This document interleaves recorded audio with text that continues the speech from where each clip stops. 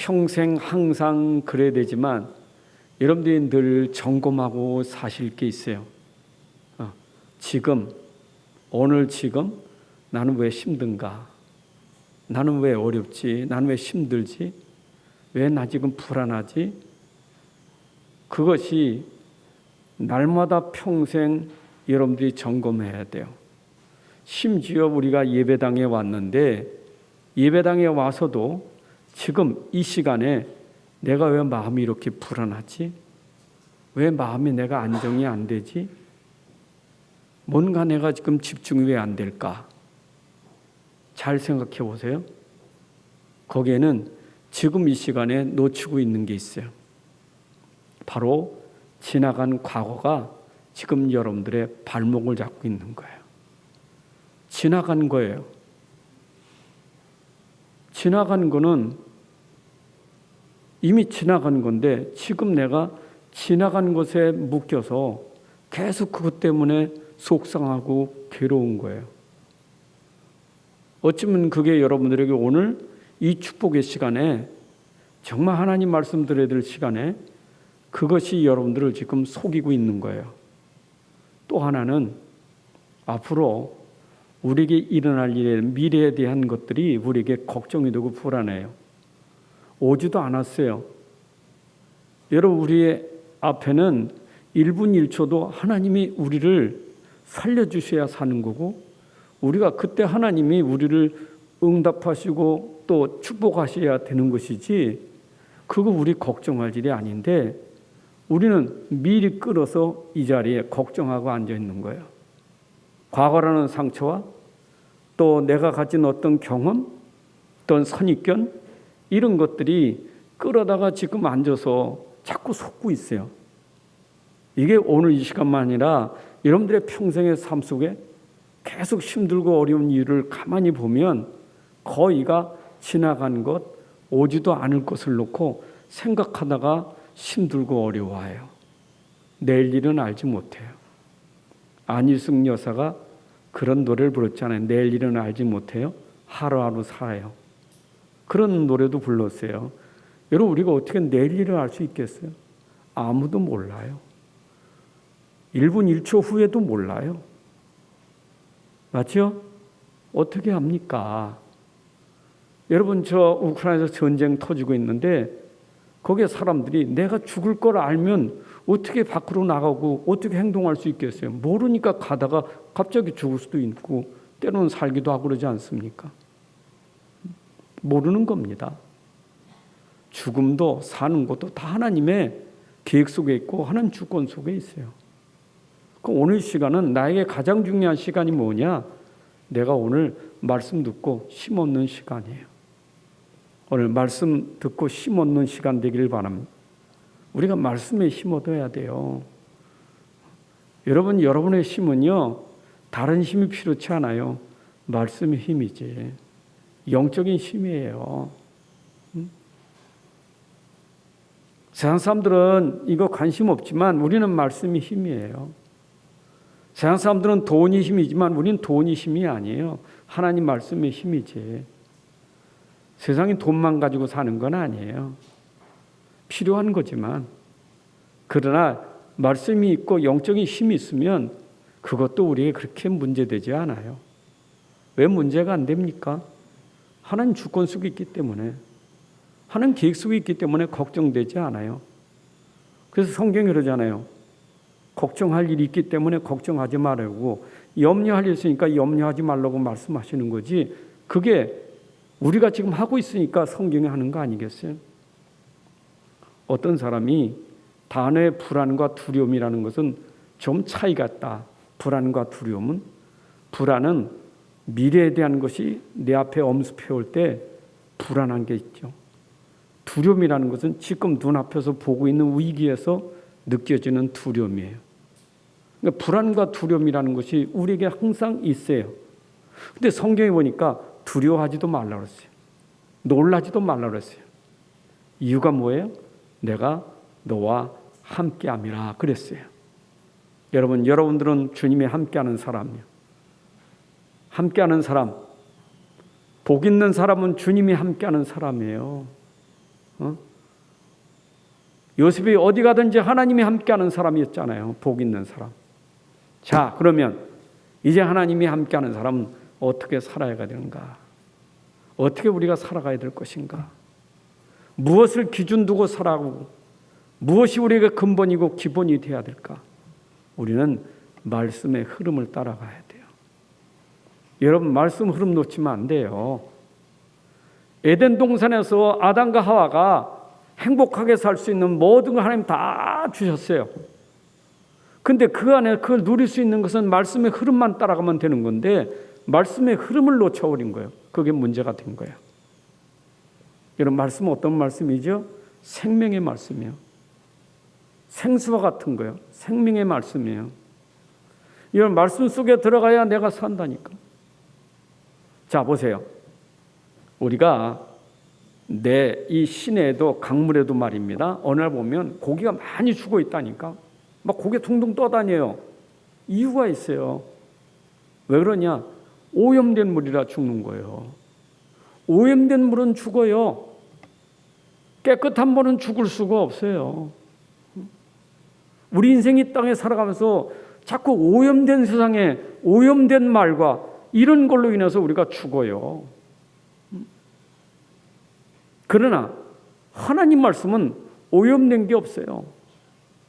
하나님 말씀은 진짜 생명이에요. 하나님 말씀은 능력이에요. 그래서 우리가 말씀의 흐름을 따라가야 사는 겁니다. 에스겔 47장 1절부터 12절 말씀에 성소에서 나오는 말씀이 그 말씀은 다 살아나잖아요. 특별히 8절에 보니까 그가 내게 이르시되 이 물이 동쪽으로 향해 흘러 아라바로 내려가서 바다에 이르리니 이 흘러내리는 물로 그 바다의 물이 되살아나리라. 이 강물이 흐르는 곳마다 번성하는 모든 생물이 살고 또 고기가 심이 많으니 이 물이 흘러 들어가므로 바닷물이 되살아나겠고 이 강이 이르는 각처에 모든 것이 살 것이다. 성소에서 나온 그 물이 흐를 때 바닷물이 살고 강이 살고 모든 생물이 다 살아난다고요. 에스겔에게 보여줬던 환상입니다. 우리에게 뭘 말씀합니까? 강단을 통해서 전달된 그 말씀은 우리를 다 살리는 거예요. 여기서 전달되는 말씀이 이 말씀의 흐름이요. 여러분, 말씀의 흐름 속에 있어야 돼요. 하나님 오늘도 강단을 통해 말씀을 주시는데 그 말씀의 흐름을 안 타. 생각이 다른 데가 있어요. 마음이 다른 데가 있어요. 지나가는 것에 오지도 않을 것에 내가 엉뚱한 생각하고 있으니까 말씀이 흐르질 못해. 말씀이 흘러서 내게 임해야 살아나는데 말씀이 흐름이 없단 말이에요. 오늘 여러분 속에 말씀이 흘러서 여러분 속에 임해야 돼요. 말씀이 임해야 돼요. 살아있는 말씀, 생명의 말씀이 여러분 속에 들어가 임할 때 여러분들이 살아나게 되는 거예요.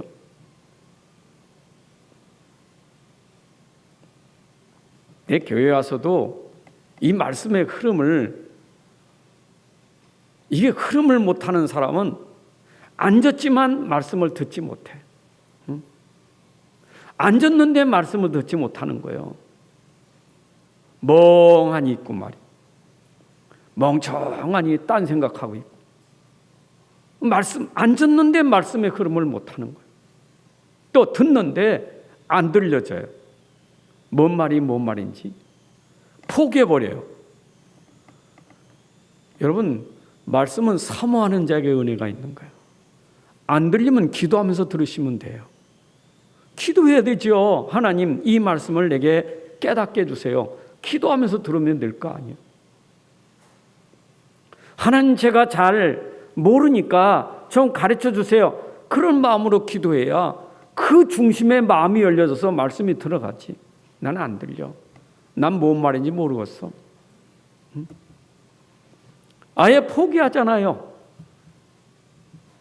그러니까 교회 오래 다녀도 포기한 사람은 절대 말씀이 들어가지 않으니까 몸만 다니는 교인이지 믿음의 사람이 되질 않는 거예요. 자, 오늘 우리가 말씀의 흐름을 타고 가는 중에 갈라디아서 말씀했고 이제는 에베소서 말씀을 합니다. 자, 갈라디아서나 에베소서나 66권 속에 있는 한 말씀입니다. 창세기나 요한계시록까지 전부 책으로 창세기, 출애굽기, 갈라디아서, 에베소서 책으로 나와 있지 전부 성경이에요. 하나님 말씀이에요. 디모데후서 3장 16절에 모든 성경은, 그 말은 66권은 하나님의 감동으로 된 것이다. 하나님의 말씀이다, 그 말입니다. 특별한 게 아닙니다. 어느 책을 봐도 이 책은 하나님 말씀이다. 오늘 여러분들이 듣는 이 말씀이 하나님의 말씀인데 어떤 말씀이냐? 이 말씀은 복음의 말씀이다. 이 말씀은 죽었던 우리를 살리는 말씀, 병든 우리를 치유하는 말씀, 시들은 영혼이 회복되는 말씀. 그래서 복음의 말씀이라는 거예요. 그런데 하나님은 이 말씀 속에 복음을 주시고 그 복음을 누구를 통해서? 하나님이 선지자들을 통해서 그의 아들에 관하여 성경에 미리 약속한 것이 복음이다, 이 말이에요. 하나님이 성경 속에 하나님의 아들 곧 그리스도에 대해서 미리 약속한 그 말씀이 복음이에요. 그래서 하나님의 언약, 구약이든 신약이든 그 언약 속에 하나님이 담겨놓은 내용이 뭐냐? 하나님의 아들에 대하여, 그리스도에 대하여 말씀하셨으니 이것이 복음의 말씀이고 이것이 바로 그리스도의 말씀이라, 이 말입니다. 예수님 그러셨어요. 너희가 성경에서 영생을 얻는 줄 생각하고 성경을 연구하거니와 이 성경이 곧 내게 대하여 증언하는 것이니라. 성경은 곧 예수님에 대하여 증언하는 거예요. 그래서 누구든지 예수님이 하나님의 아들 되시고 그리스도를 이심을 믿는 자가 구원을 얻는 거예요. 로마서 10장 13절에 누구든지 주의 이름을 부르는 자는 구원을 얻으리라. 주의 이름을 부를 때 믿지 않고는 부를 수가 없는 거예요. 어떻게 내가 믿어집니까? 들음에서 믿음이 나는데 그 들음이 그리스도의 말씀을 들음으로 말미암아 믿음이 되어지고 그 믿음 속에 주의 이름을 부르니 구원을 얻는다. 오늘도 성경에 기록된 하나님 말씀 속에 복음, 그리스도가 담겨져 있어요. 자, 우리 갈라디아서를 보면서 오늘 또 에베소를 보면서 여러분들이 그 말씀 속에 숨겨진 복음을 발견하고 그리스도를 발견하는 시간이 돼야 돼요. 하나님은 오늘도 말씀 통해서 정말 성경 속에 있는 복음이 오직 복음으로, 그리스도가 오직 그리스도로 우리 안에 임하기를 원하시는 거예요. 그런 바울이 오늘 이 복음을 전하기 위해서 그는 선교사로 마게도니아 지역을 비롯해서 로마까지 1차, 2차, 3차 선교여행을 했어요. 근데 바울이 가는 곳마다 증거한 복음이 뭐냐? 오직 복음, 오직 그리스도 증거한 거예요. 바울의 증거하는 복음은 다른 복음이 아니요, 오직 복음이지. 예수가 그리스도라는 이 사실을 바울은 현장에 가는 곳마다 이것을 증거했다, 이 말이요. 그러면 바울이 쓴 편지가 13권인데 그 13권의 내용은 뭐냐? 전부 복음이에요, 복음. 자, 오늘 바울이 쓴 편지 중에 5권의 책이 있습니다. 옥중서신이랍니다. 에베소서, 빌보서, 골로새서, 또 빌레몬서, 에베소, 빌보서, 골로새, 빌보서, 빌레몬서. 이 바울이 쓴 편지예요. 옥중에서. 저는 바울이 옥중에서 쓴 편지 어떻습니까? 그 감옥이 복음을 막을 수가 없는 거예요. 얼마나 대단한 복음의 능력이냐? 감옥도 복음을 막을 수가 없어요. 복음 가진 바울을 이길 수가 없었던 거예요. 그러면 지금 우리가 옥중서신을 보면서 뭘 알아야 되겠어요? 복음이 얼마나 대단하고 능력 있는지, 복음 전하는 바울을 감옥에 집어넣어도 그 감옥 속에서도 오직 복음 증가하고, 오직 복음 때문에 자기 생을 거는 바울을 볼 수 있어요.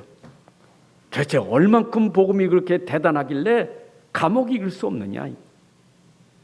여러분들이 진짜 복음 깨달으면 여러분들이 가진 그 복음을 아무도 이길 자가 없어요.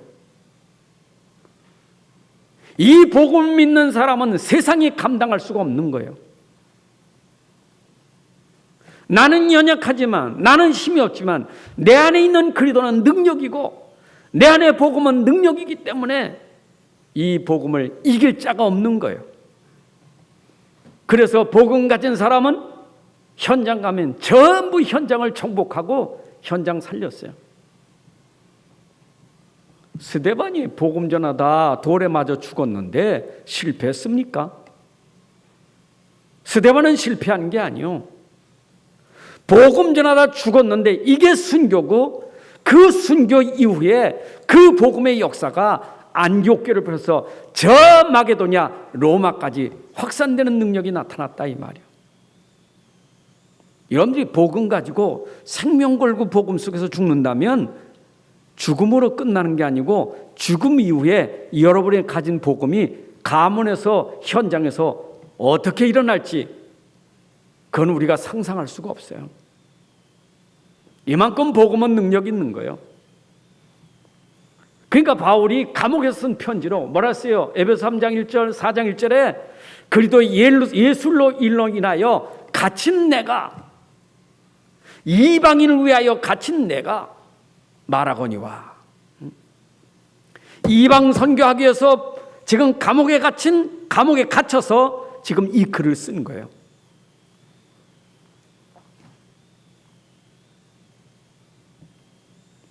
언제 갇혔어요? 주 안에서 갇힌 내가, 그리도 안에서 갇힌 내가.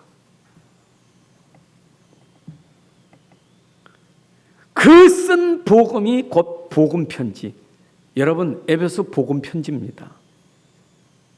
바울이 쓴 편지가 복음 편지예요. 그 바울 서신 속에 복음이 얼마나 풍성합니까? 읽기만 하면 읽은 대로 얼마나 복음이 풍성한지. 왜냐? 그 내용이 복음을 강조하기 때문에 잘 집중해서 들으면 여러분이 가진 복음이 그 말씀으로 뿌리를 내리고 체질화시킬 수 있는 거예요.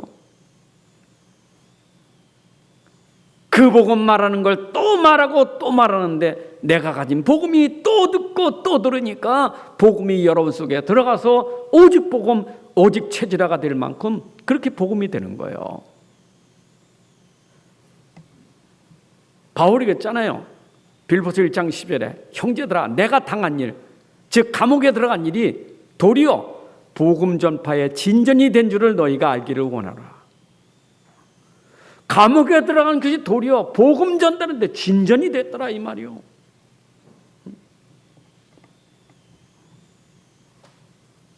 그리고 내가 전하는 복음 편지는 그 내용이 그리스도의 비밀을 말하는 것이다. 복음 속에 말한 그리스도의 비밀이라고요.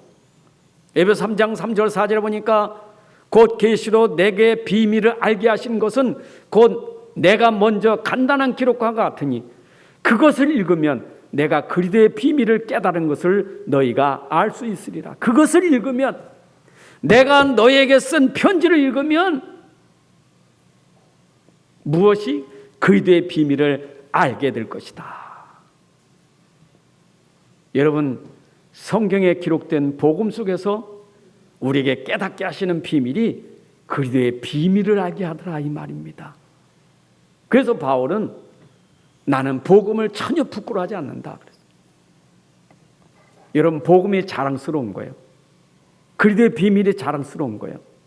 자, 그러면 바울이 에베소 지역에 이 편지를 보낼 때 에베소 교회에 지금 어떤 상황이냐, 어떤 문제가 있었느냐. 갈라디아 교회는 거짓 선생이 들어왔고, 고린도 교회는 거짓 선지자가 들어와서 거짓이 들어가고, 이 다른 말 틀린 말을 자꾸 하니까 바울이 복음을 더 강력하게 말했는데, 에베소 교회는 어떤 상황이냐면 유대인과 이방인들이 교회 안에서 갈등이 생긴 거예요. 복음 가진 자들이 교회 안에 모였는데, 교회 안에 모인 그 사람들은 유대인과 이방인들이 복음 두고 교회 안에 모였다 이 말이요.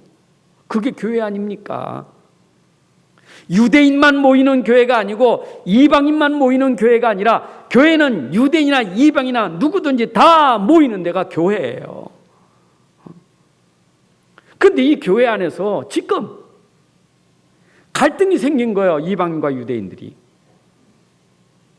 그래서 그거에 대해서 바울이 지금 교회론을 얘기해. 교회가 뭐냐? 교회 본질을 얘기하고 있는 거예요. 그래서 에베소서는 교회론이라 그렇게 말하기도 합니다. 교회가 뭐냐? 너희들이 그럼 유대인과 이방인이 모여가지고 갈등하고 있는데, 에베소 교회가 지금 갈등하고 있는데 교회를 모르는구나. 교회 본질을 모르는구나. 교회를 알아야지. 우리 성도들이 교회에 와서 갈등 생기는 것은 교회 본질을 몰라서 그런 거예요. 여러분들이 진짜 교회를 알면 갈등할 일이 아니에요. 자, 에베소 1장은 뭡니까? 교회는 성삼위 하나님으로 말미암아 구원받은 백성들이 모인 곳이 교회예요. 더 정확하게 여러분들에게 자세히 말씀 전하면서 설명드리겠지만, 1장의 비밀은 성삼위 하나님으로 우리가 구원받은 것이 얼마나 감사한지 찬양 영광 돌리는 거예요.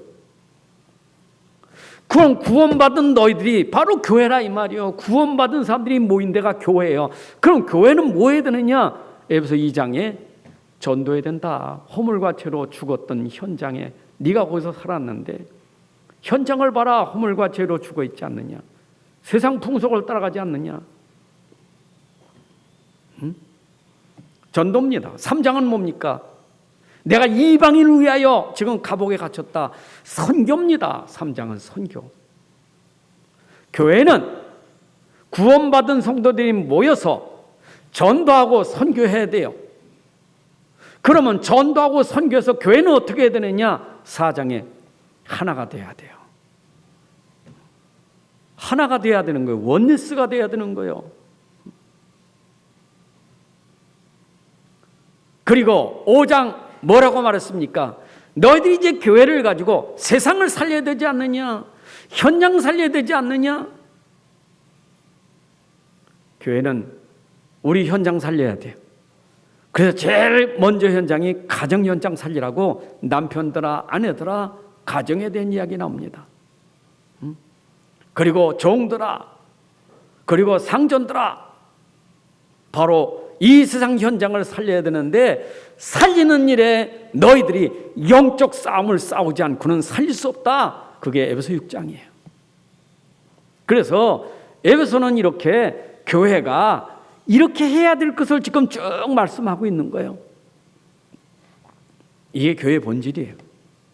여러분, 교회가 현장 살리려면 뭐가 있어야 되겠어요? 힘이 뭡니까? 오직 복음 아니면 할 수가 없는 거예요. 전도도 복음이 돼야 되고, 선교도 복음 돼야 되고, 현장 가정 살리고 직장 살리는 것도 복음이어야 돼요. 우리의 싸움은 혈과 육이 아니요 복음 가지고 영적 싸움 싸우는 거예요. 그래서 교회는 복음이 본질돼야 돼요. 내가 복음을 부끄러워하지 않으니 이 복음은 모든 믿는 자들에게 구원을 주시는 하나님의 능력인데, 유대인이든 헬라이든 누구든지 복음은 그들을 구원하는 능력이 있다 이 말이에요. 여러분, 교회 오시면 우리가 자칫하면 속는 부분이 뭐냐면, 자꾸 사람을 보고 영혼을 봐야 되는데 사람과 영혼을 보지 않고 자꾸 껍데기 보고 속아서 싸워요. 껍데기 보고. 그 말하는 것도 껍데기요. 외모도 껍데기예요. 근데 우리는 자꾸 교회 와서 말 듣고 상처받아. 말보다 더 중요한 건 그 사람이고 그 사람이 영혼이에요. 안 그래요? 원래는 사람이 다 완전하지 못하지. 어떻게 말에 완전한 사람이 어디 있습니까? 근데 와서 교회 와서 말해요. 우리가 넘어지는 것이 말 듣고 상처받고 말 주고 또 말하면서 상처 주고. 이게 교회가 이러니까 갈등이 생길 수밖에 없는 거예요. 유대인, 이방인 갈등 생기는 이유는 그거예요. 말은 물론 중요하다. 근데 말보다 더 중요한 건 그 말을 하는 그 사람이 더 중요한 거예요. 그 영혼이 중요한 거예요. 그러니까 우리가 교회 와서 내 자신부터 이게 안 되면 진짜 복음 안 되면요. 정말 복음 모르고 영혼 사랑하는 마음 모르면 그런 부분으로 갈등 생기면서 교회가 어려울 수밖에 없는 거예요. 이번 에베소서 전달하면서 저는 이번 기회에 정말 우리 교회가 바울이 에베소 교회에 복음 메시지 준 것처럼 교회가 하나 되어서 전도하고 선교하고 현장 살리는 응답받아야 되겠어요. 그래서 오늘 설교 제목도 그리스도 예수 안에 있는 자 그랬잖아요. 이런 보세요. 바울이 오늘 1절부터 2절에도 그리스도 예수 안에서 이 말을 3번이나 하고 있어요. 그리스도 예수 안에서, 그리스도 예수의 사도된 바울, 그리스도 예수 안에 있는 신실한 자들, 주 예수 그리스도로부터. 여러분, 이 성경 바울이 쓴 편지의 특징은 뭐냐? 복음표의 특징은 예수 그리스도, 그리스도 예수, 예수는 또 그리스도는 주는. 그래서 전부 그리스도 안에, 예수 안에, 주 안에, 그리스도 예수 안에, 예수 그리스도 안에. 이것이 바울이 계속 강조하고 있는 게 너희들은 그리스도 예수 안에 있는 자다. 다시 말하면 내 안에 그리스도가 있고 나는 그리스도 안에 있는 자예요. 이건 명심하셔야 돼요. 여러분, 오늘 우리가 성경을 쭉 듣는 중에 여러분들 읽어가고 들을 때마다 항상 명심하고 들을 것, 내 안에 그리스도가 있고 나는 그리스도 안에 있는 복음 가진 자예요. 이거 놓치면 안 돼요. 오직 복음 가진 자가 그리스도 안에 있는 자고 나는 그리스도 안에 있고 그리스도는 내 안에 있는 자예요. 그럼 내 안에 그리스도가 있다면 그분이 나의 주인 되는 것이 그게 바로 주는 그리스도시요 살아계신 하나님의 아들이시에요. 여러분, 복음이 중심이고 그리스도가 여러분의 삶의 중심인 줄로 믿습니다. 그래서 바울은 이 복음 때문에, 예수 그리스도의 복음 때문에 하나님이 나를 부르셨다. 자기가 사도의 직분 받고 이 직분의 사명을 감당할 수 있는 것은 하나님의 뜻으로 말미암아 나를 불러주셨다. 어디에서? 그리스도 예수 안에서 나를 불러주셨다. 주 안에서 하나님의 뜻으로 말미암아 나를 사도로 세우셨다. 바울의 편지의 인사말이 거의 1절, 2절이 거의 인사말들이에요. 근데 그때마다 하나님의 뜻으로 말미암아 사도된 바울이라고 말합니다. 사람으로 난 것도 아니고 사람으로 말미암은 것도 아니다. 하나님의 뜻으로 말미암아 사도된 바울이라고 말합니다. 이 하나님의 뜻은 뭡니까? 하나님이 우리에게 은혜로 주신 직분이고 이거는 하나님의 절대 계획 속에서 하나님이 주신 직분이에요. 여러분들이 받은 직분은 하나님의 뜻으로 말미암아 여러분들에게 주신 직분이에요. 하나님이 왜 우리에게 직분을 주셨어요?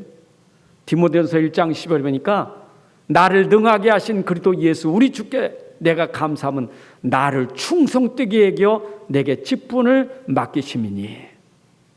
여러분들의 충성됨을 보시고 하나님이 직분을 맡기셨다 이 말이요. 여러분, 직분 맡는 사람이 충성됨을 봐야 직분 맡기는 거지 충성됨이 없는데 어떻게 직분을 맡기겠어요? 나를 충성되게 여겨 이 직분을 맡기셨다. 하나님은 직분을 맡기실 때 에베소 4장 11절 12절에 보니까 어떤 사람은 사도로, 어떤 사람은 선지자로, 하나님이 각각 직분을 주셨어요. 목사와 교사로. 근데 그 직분은 뭐냐? 성도를 온전하게 하여 봉사일을 하게 하며 그리스도의 몸을 세우려 함이라. 여러분, 하나님께서 우리에게 직분을 주신 것은 교회의 몸을 온전히 세우기 위해서 하나님이 직분을 주신 거예요. 그러니까 직분 받은 사람이 교회의 몸을 온전히 세워가야 되지. 그걸 모르면 본질 놓치니까 교회의 몸을 세우는 게 아니라 교회의 몸을 파괴시키는 자가 되는 거예요. 오늘 교회를 온전케 만들어가는 사람이 돼야 돼요. 그게 하나님 우리에게 주신 직분의 이유예요. 또 뭐라어요? 하나님의 복음을 위하여, 하나님이 이 복음을 위하여, 복음을 위하여 나를 부르셨다. 하나님이 복음에서 선택해 주셨고 우리를 부르신 줄로 믿습니다. 복음에서 우리를 주의 종으로 삼아 주신 거예요. 바울이 그랬어요. 에베소 3장 7절, 이 복음을 위하여 내가 일꾼이 되었노라. 여러분들, 복음 위에서 하나님이 일꾼으로 직분자로 부르신 줄로 믿습니다. 복음 위에서 목사든 장로님이든 권사님이든 집사든 성가대든 교사든 교회 맡은 모든 직분은 복음을 위하여 하나님의 일꾼으로 하나님 부르신 거예요. 복음을 위해서. 사람 위해서 있는 게 아니에요. 우리는 복음 위해서 있는 거지. 맞죠? 나는 모든 것이 복음이요. 복음 아니면 할 이유가 없어요. 모든 것이 복음 때문이요. 복음을 위해서. 이것만이 하나님이 영광을 받으시는 일이에요. 항상 여러분들이 점검하셔야 돼요. 내가 지금 일하면서 정말 이게 복음을 위한 일인가? 사람을 위한 일인가? 바울처럼 이 복음을 위하여 내가 그리스도의 일꾼이 되었노라. 자, 그리스도의 일꾼은 하나님 나라의 일꾼입니다. 여러분, 우리의 하나님 나라의 일꾼은 어떤 일꾼입니까? 살리는 일꾼이요, 살리는 일꾼.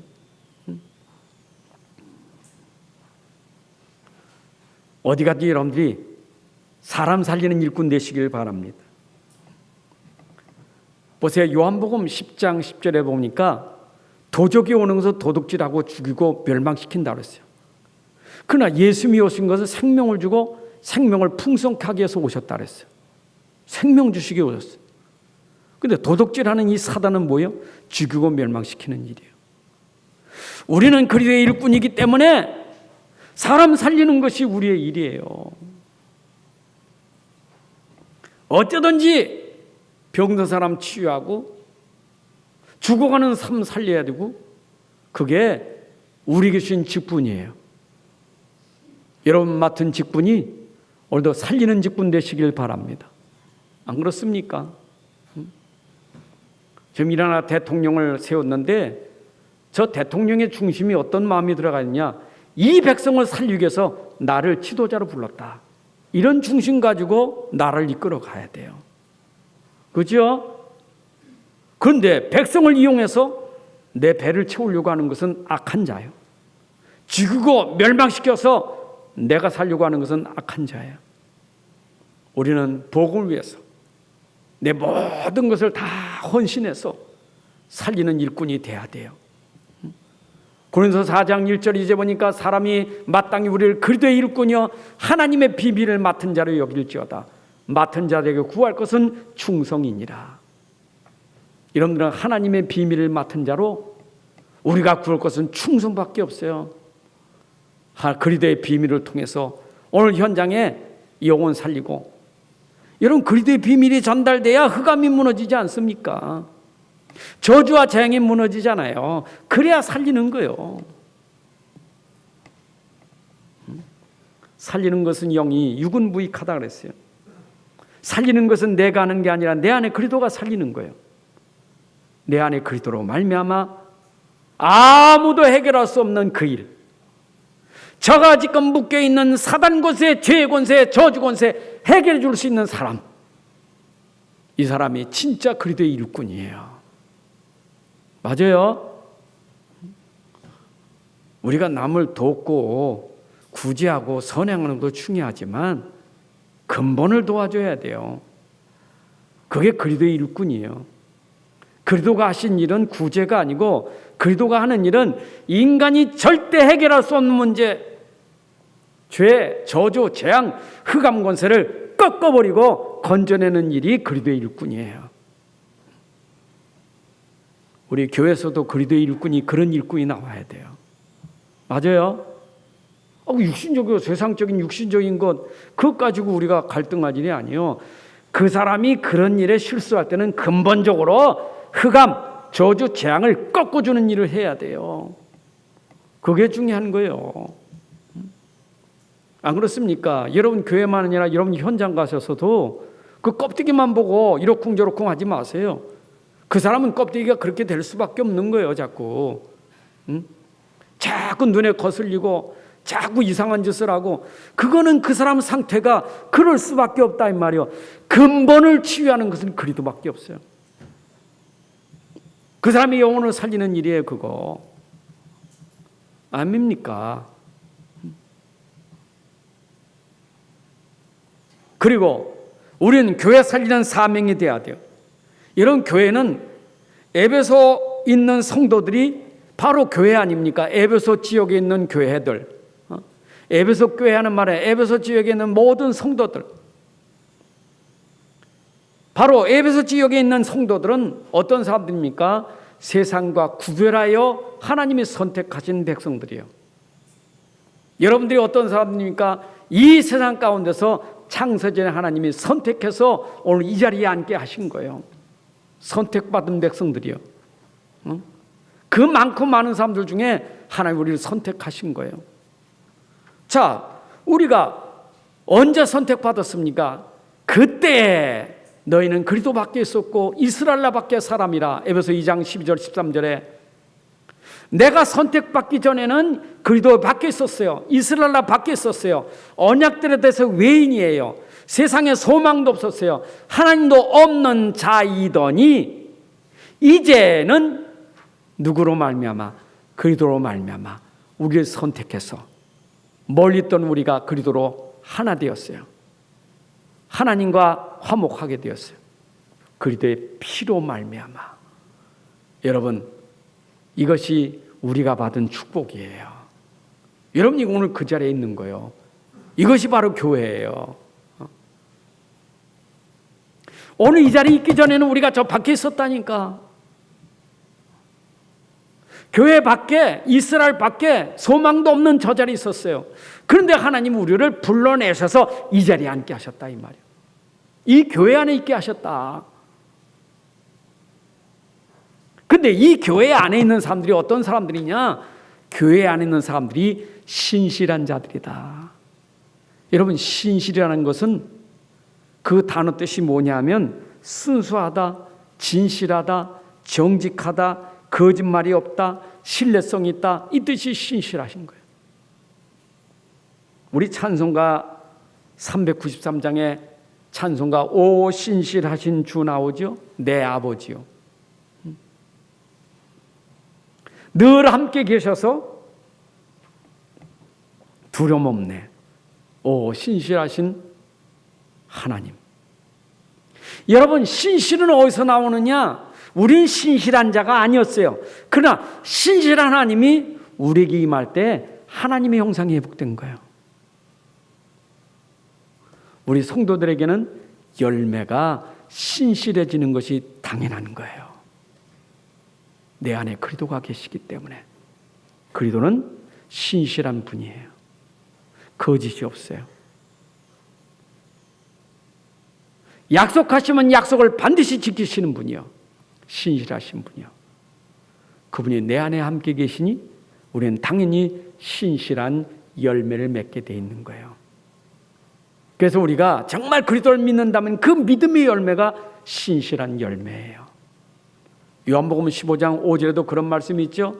나는 포도나고 너희는 가지라. 그가 내 안에 내가 그 안에 거하면 사람이 열매를 많이 맺나니 너희가 열매를 맺으면 내 아버지께 영광을 받으실 것이고 너희는 내 제자가 되리라.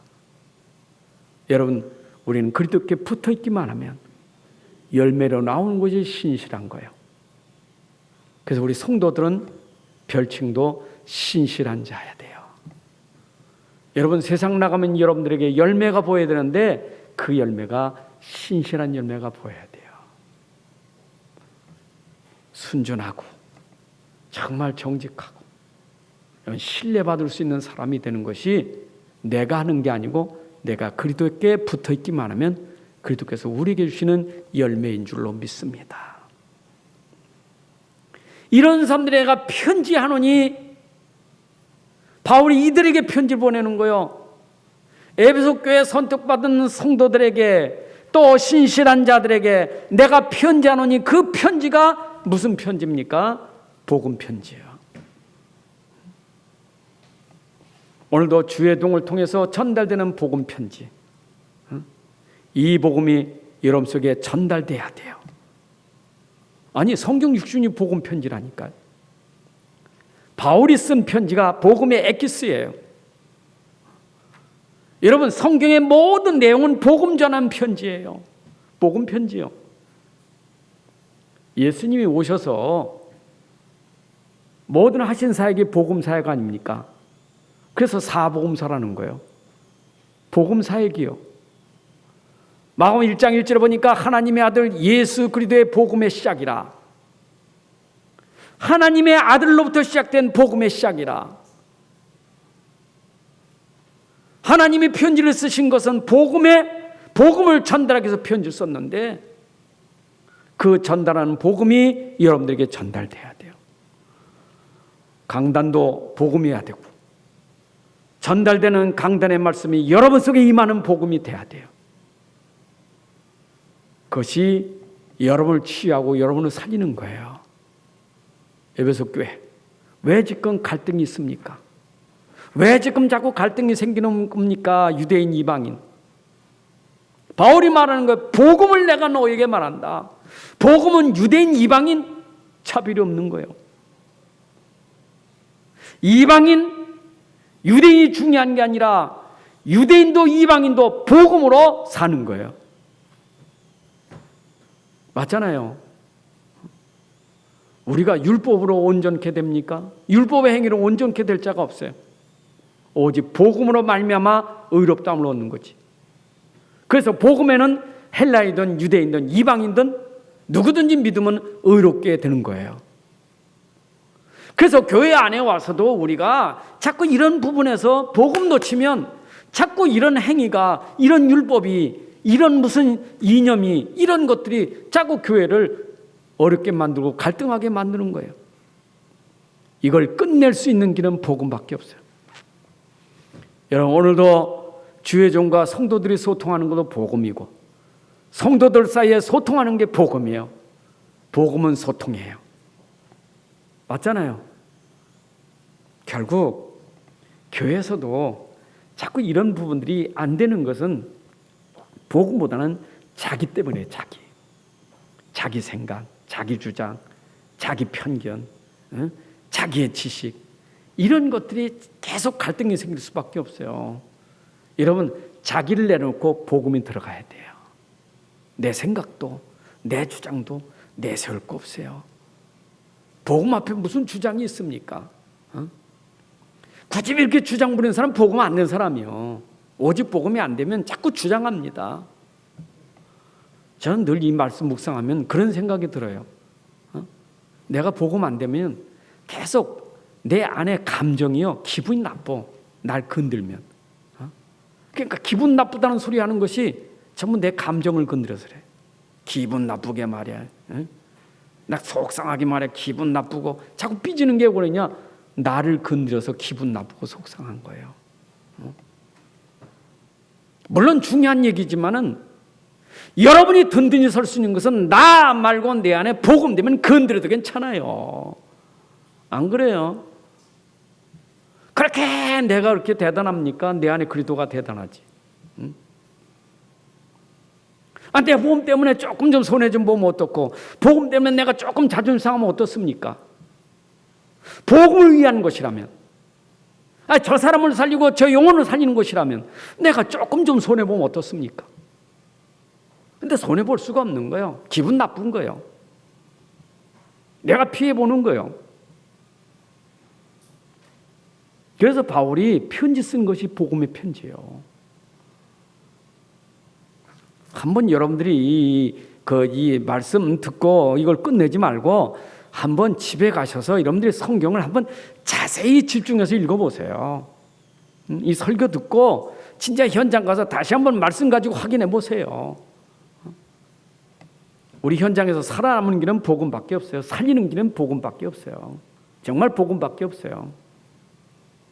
안 그렇습니까? 저는 오면서도 아까 우리 집사람하고 얘기하면서 우리 삶이라는 게 평상시 전도자의 삶이다. 정말 복음 가진 사람은 전도자의 삶인데 생각도 중요하다. 어떤 마음을 갖느냐 그것도 중요하고, 그럼 말도 중요하고 우리의 삶이 중요한 거예요. 복음 가진 사람이라면 이 복음이 전달되기 위해서 내가 어떤 생각, 어떤 마음 갖느냐가 중요한 거예요. 여러분 중심이 복음이 안 되면 여러분도 살 수 없지만 현장 살릴 수 없어요. 자, 복음 가진 사람이 복 있는 사람이에요. 이런 복음 가진 자가 복 있는 사람이에요. 이미 여러분들은 복음 가졌기 때문에 복이 있는 사람이요. 복 있는 사람에게 하나님이 누릴 축복을 줬는데 그것이 은혜와 평강이에요. 여러분 복음 가진 자가 누릴 때 위로부터 오는 은혜가 있고 평강이 있어요. 예수님 부활하셔서 제일 먼저 주신 축복이 뭔 줄 알아요? 평안하라, 평안할지어다. 바울이 편지 쓸 때마다 항상 서론에 은혜와 평강이 너에게 있을지어다. 복음 가진 자에게 인사할 때 쓰는 말이 은혜와 평강이 있을지어다. 여러분들이 누릴 축복은 은혜와 평강인 줄로 믿습니다. 돈이 아니라니까요. 여러분 돈 있어도 불안한 사람 많잖아요. 돈이 없어도 평안한 사람 있잖아요. 안 그렇습니까? 어떻게 평안입니까? 하나님의 은혜가 임해야 평안해지는 거예요. 그 은혜가 어디부터 오느냐? 하나님께로부터 오는 거예요. 성삼위 하나님께로부터 오는 은혜와 평강이에요. 여러분 삼위 하나님을 제대로 알아야 여러분들에게 평강이 임할 줄로 믿습니다. 하나님의 은혜가 여러분들에게 평안이 임하는데 하나님 알아야 돼요. 삼위 하나님, 여호와 하나님 말씀을 통해서 우리에게 은혜 주시고, 또 말씀이 육신되어 우리 가운데 오신 그리스도가 우리에게 은혜를 주셨고, 또 그리스도가 가셔서 부활해서 성령으로 지금도 우리에게 은혜를 주시고, 그래서 삼위 하나님의 은혜로 말미암아 우리에게 평강이 있게 될 줄로 믿습니다. 자, 그럼 삼위 하나님이라는 말은 보좌라는 거예요. 여러분 보좌의 축복이 임하는 것이 하나님의 은혜예요. 땅의 축복이 아니에요. 우리의 배경은 보좌예요.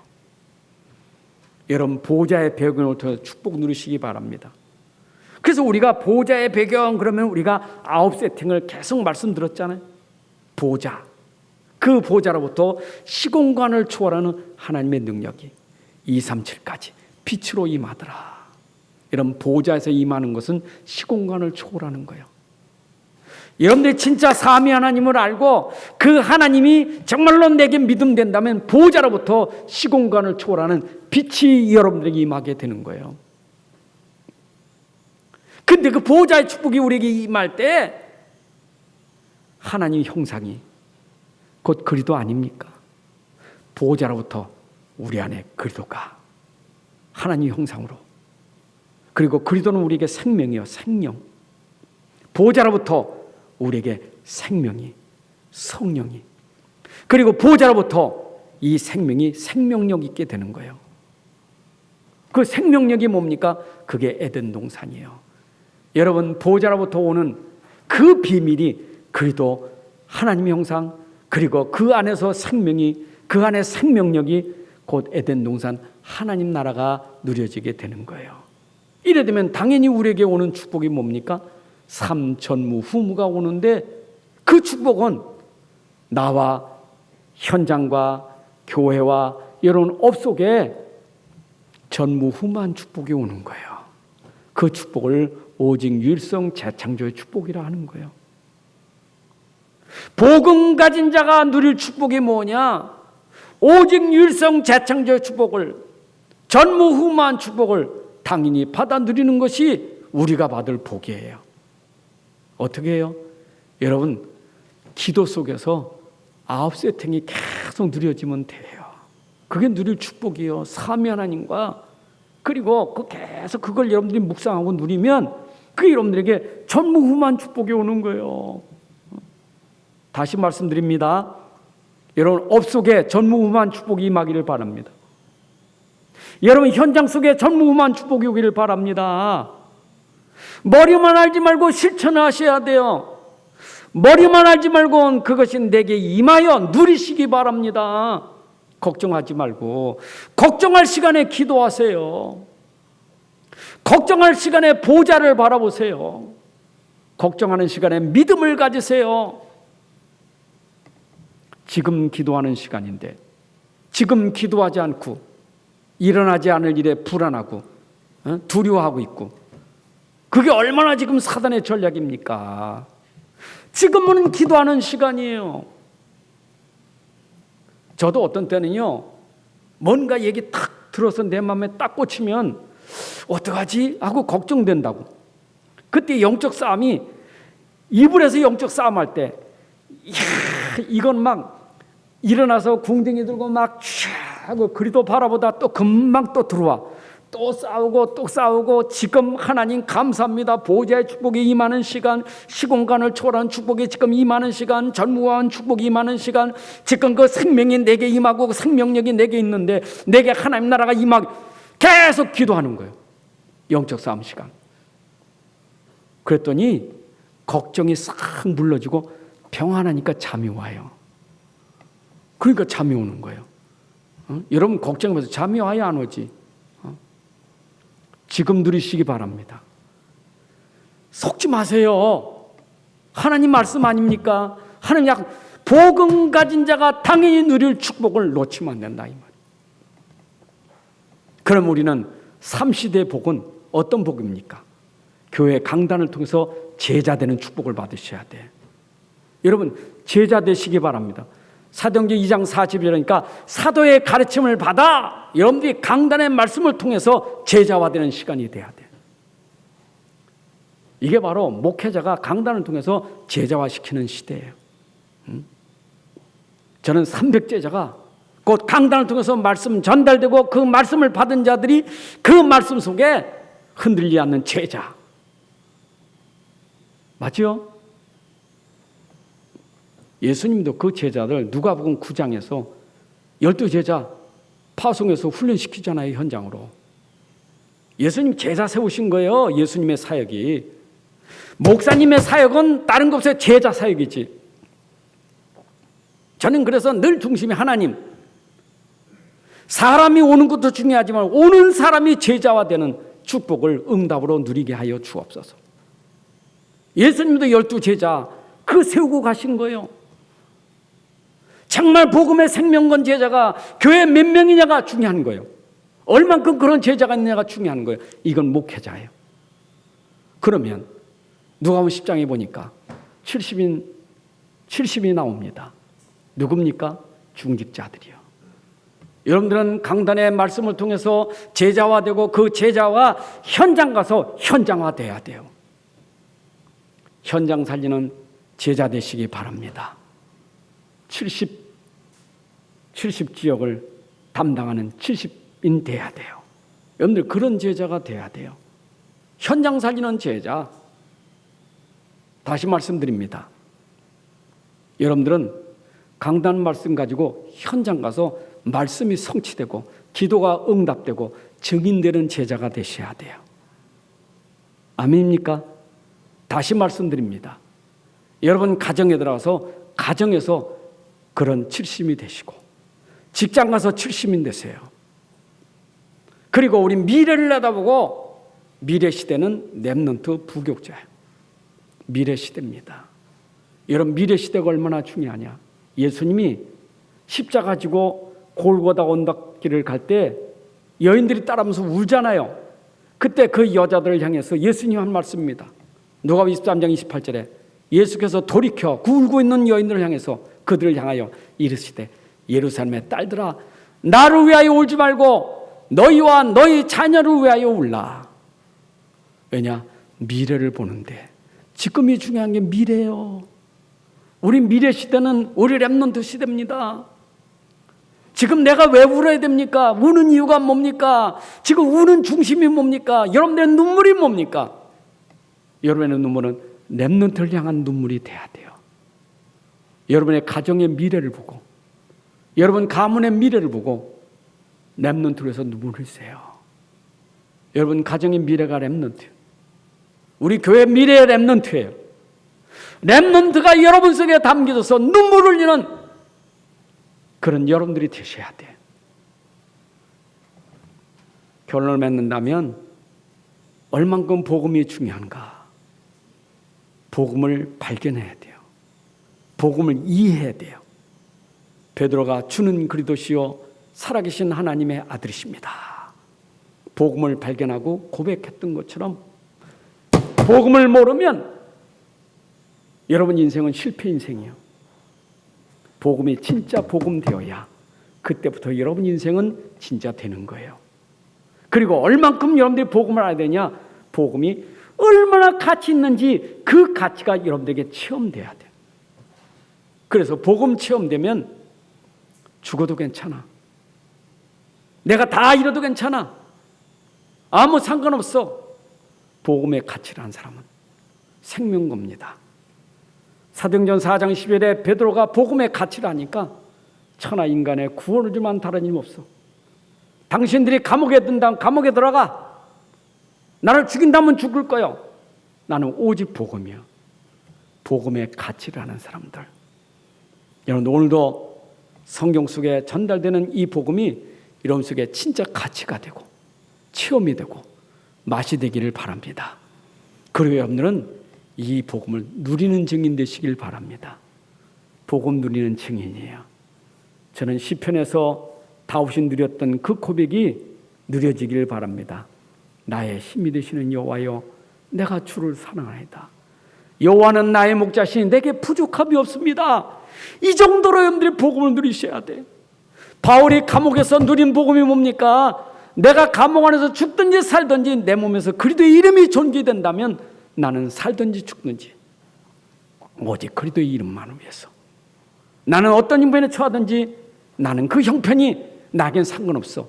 내게 능력자여서 내가 모든 걸 할 수 있으니까 복음 누리는 증인 되셔야 돼요. 여러분 현장에 누림의 증인 되시길 바랍니다. 그게 전도자예요. 하나님 아버지 감사합니다. 오늘도 우리에게 귀한 시간을 통해서 하나님 말씀이 전달되고 전달된 말씀 우리 마음에 담아지고 이 말씀 우리의 삶에 실현되게 하셔서 말씀이 성취되고 기도가 응답되고 전도자가 되는 증인되게 하여 주옵소서. 주 예수 그리스도의 이름으로 기도합나이다. 아멘. 이제는 우리 주 예수 그리스도의 은혜와 아버지 하나님의 크신 사랑과 성령님의 인도 역사 충만하심이 오늘 함께 예배하는 주의 자녀들 머리 위에 가정과 산업 속에 후손들 위에 이제로부터 영원까지 함께할지어다. 아멘.